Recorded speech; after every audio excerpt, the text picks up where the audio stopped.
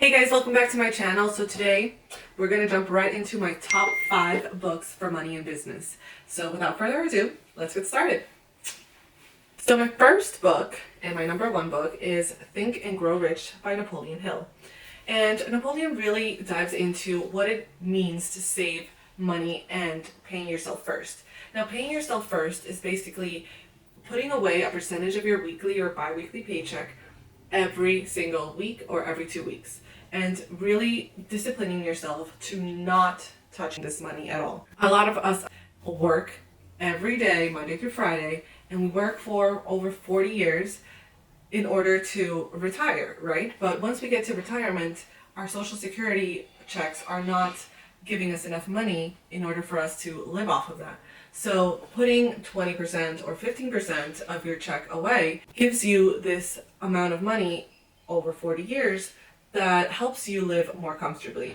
And in case anything happens and you need extra money, well, you're going to have some money extra put away. Now, this also helps us live below our means, which is another thing Napoleon Hill talks about in his book, which is very important because if we make $500 a week, most of us nowadays, we spent all of those 500, which is basically we don't have anything to show for that money after 20 years. A lot of people spend their $100,000 that they make a year or any yearly salary, and they don't have any money to show for this.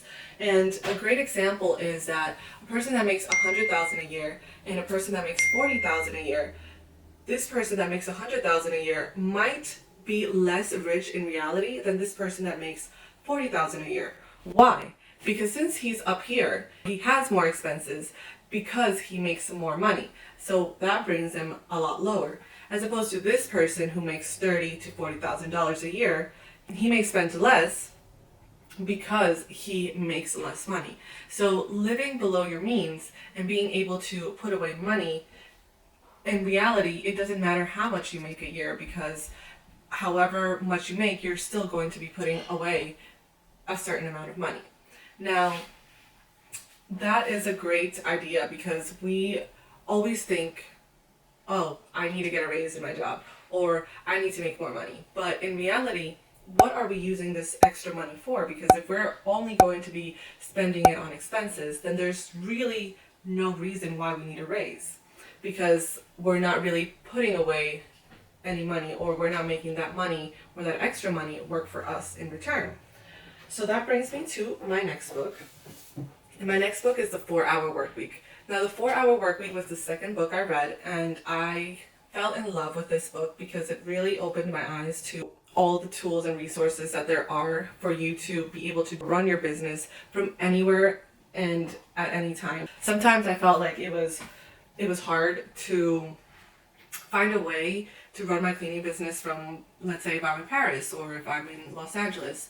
And reading The 4-Hour Workweek was such an eye-opener to like so many things, because I was like, wow, I can actually do this. I can actually go to Paris and not have to worry about, not being able to make an income from my cleaning business because I wasn't here. And it was just a great overall book. Tim Ferriss definitely killed it. Now, the third book comes from a principle that I actually read from the 4-Hour Workweek, which is the 80-20 principle. And this principle basically opens your eyes to the reality that we are so ineffective and unproductive.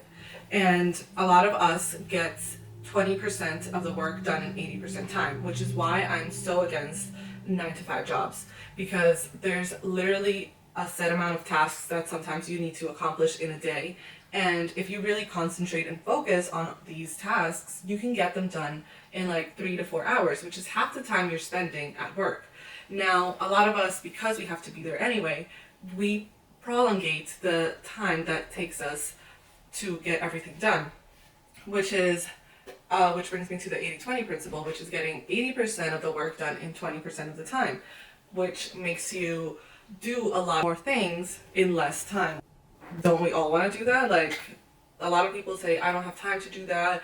I literally can't do that because I can't find any more hours in the day to do that. So this book really helps you to find ways of how you can get to be more productive, so you can get more done and accomplish more things with less time or less effort. Now, Serve No Master is another book that I like. Serve No Master is really a great book if you have an idea of what you want to do online or as an online business, but aren't sure of how to go about it. Hold on one second. Let's just wait until my dogs start barking. Are you done yet? Alright, I think they're done. So this book really gives you how to start your online business, and if you have any ideas or basically want to start an online business but don't know what to do it on, this really gives you a whole bunch of topics, or makes you think about skills that you may have that you may not think you could sell online. It literally makes all of your dreams come true. This book is amazing. Jonathan Green, like, you the man. And now my fifth book and last book. I actually just recently finished this book because I probably read it like 3 times in the past 2 weeks. And this book shows you how to automate your savings, how to automate your money flow, and literally put them in different paths, whether it be your 401k, your Roth IRA, or your brokerage account, or any type of investment accounts, just so you don't see this money in your checking account, which means you won't spend it. Which is such a great idea, because once you have the money in your checking account, it's very, very tempting to go and spend this money. Now, another thing that the Automatic Millionaire says is it gives us this idea of a latte factor.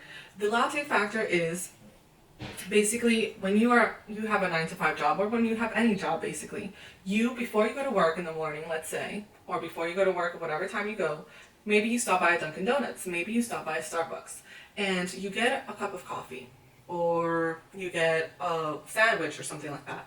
And let's say you spend $5 in the morning.